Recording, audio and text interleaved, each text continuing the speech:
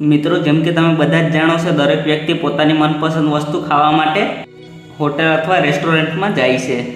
પરંતુ શું તમે ક્યારે હવામાં ઉડતા અથવા લાકડાથી બનેલા રેસ્ટોરન્ટમાં ગયા છો, જેના ખોરાક સાથે તેની રચના અને આકાર પણ ખૂબ અનોખો છે? તો આવો મિત્રો, બધા જ અલગ રેસ્ટોરન્ટ વિશે જણાવું તે પહેલાં જલ્દીથી વિડીયો લાઈક કરો. પહેલું, ટેન્સ લેનોયર. મિત્રો, એવું માનવામાં આવે છે કે જો આપણે આંખ બંધ કરી દઈએ તો આપણી સૂંઘવાની શક્તિ વધી જાય છે, કારણ કે એક કણ બંધ થવાથી એ કણની શક્તિ બીજા કણમાં જતી રહે છે. અને એ વિચાર ઉપર જ આ હોટલનું નિર્માણ કરવામાં આવ્યું છે. આ હોટેલ અંધારામાં જ સર્વિસ આપે છે. એવું કહેવામાં આવે છે કે જો તમારું કોઈ કણ કામ નથી કરતું તો બીજું કણ વધુ શક્તિશાળી હોય છે. એટલે જ્યારે તમે અંધારામાં ખોરાક ગ્રહણ કરો છો ત્યારે તમને ખબર નથી હોતી કે તમે શું ખાવશો. અને અહીં દરેક પદાર્થ અંધારામાં સુગંધથી જ ઓળખવા પડે છે. બીજું, આઈસ રેસ્ટોરન્ટ. મિત્રો, આ આખું રેસ્ટોરન્ટ આઈસથી બનાવેલું છે. જેમ કે અહીંની પ્લેટ, ગ્લાસ અથવા ટેબલ પણ બરફના બનેલા છે. અહીં દર વર્ષે ઘણા બધા લોકો આવે છે એ જોવા માટે કે બરફથી બનેલું રેસ્ટોરન્ટ કેવું લાગે છે અને અહીં ખાવાની કેવી મજા આવે છે. જો મિત્રો, તમને આ રેસ્ટોરન્ટમાં જવાનો મોકો મળે તો શું તમે જાઓ? મને કમેન્ટ કરીને જરૂર કહો. ત્રીજું, કેફે કન. જો મિત્રો, તમને માછલી વહાલી લાગે છે તો તમને આ રેસ્ટોરન્ટમાં એક વખત જરૂર જવું જોઈએ. કોઈ પણ વ્યક્તિને આ રેસ્ટોરન્ટની અંદર ચંપલ ઉતારીને જવું પડે છે.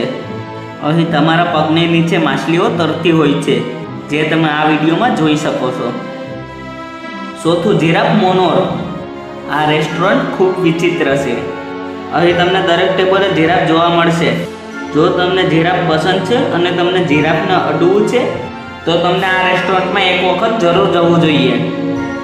અહીં તમને મોટા મોટા જીરાફ ખોરાક ખાતા જોવા મળશે.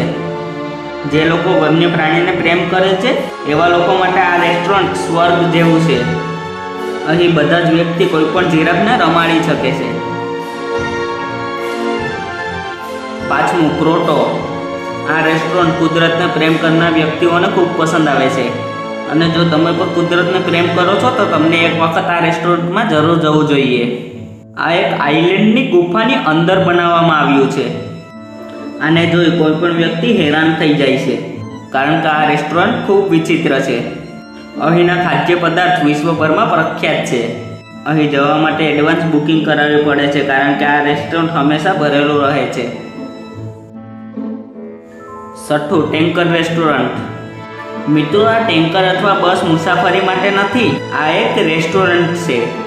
આ રેસ્ટોરન્ટમાં તમે તમારા પરિવાર અથવા તમારા મિત્રો સાથે આવી આનંદ માણી શકો છો. આ એક અનોખું ટેન્કર છે જે તમને પ્રાચીન સમયની યાદ અપાવે છે. અહીં ખૂબ સરસ સેવાઓ પણ ઉપલબ્ધ છે. સાતમું, ધ રોબોટ રેસ્ટોરન્ટ. મિત્રો, આ રેસ્ટોરન્ટમાં કોઈ મનુષ્ય નહીં પરંતુ રોબોટ કામ કરે છે. આ રોબોટ ટેબલ સાફ કરે છે, વાસણ પોતા કરે છે અને આ સિવાયના ઘણા બધા કામો આરામથી કરી લે છે. આ રોબોટ દરેક મનુષ્યની વાત સમજે છે. અહીં લોકો ખોરાક ખાવા કરતાં વધારે તો આ રોબોટોને જોવા માટે આવે છે. આમ તો આ રોબોટ ખૂબ સારા છે, પરંતુ આમાં મનુષ્ય જેટલી બુદ્ધિ નથી હોતી. આ હોટલમાં ફક્ત રોબોટ જ કામ નથી કરતા, આની સાથે અમુક મનુષ્ય પણ કામ કરે છે જે રોબોટને સલાહ આપે છે. આઠમું, ધ રોક. આ રેસ્ટોરન્ટ દરિયાની વચ્ચે બનાવવામાં આવેલું છે. આ રેસ્ટોરન્ટ પ્રાચીન ઘરો જેવું લાગે છે. આનું દ્રશ્ય ખૂબ સુંદર લાગે છે. અહીં જવા માટે લોકો લાખો રૂપિયા ખર્ચ કરે છે. આ રેસ્ટોરન્ટ હંમેશા જામ હોય છે. નવમું, જુલ્સ બોન. આ 156 મીટર ઊંચી રેસ્ટોરન્ટ પેરિસમાં આવેલી છે. આ રેસ્ટોરન્ટમાં ખૂબ આનંદ આવે છે અને અહીંથી બહારનું વાતાવરણ પણ જાણી શકાય અથવા જોઈ શકાય છે. અંતે 10મા ક્રમે આવે છે ટોયલેટ રેસ્ટોરન્ટ.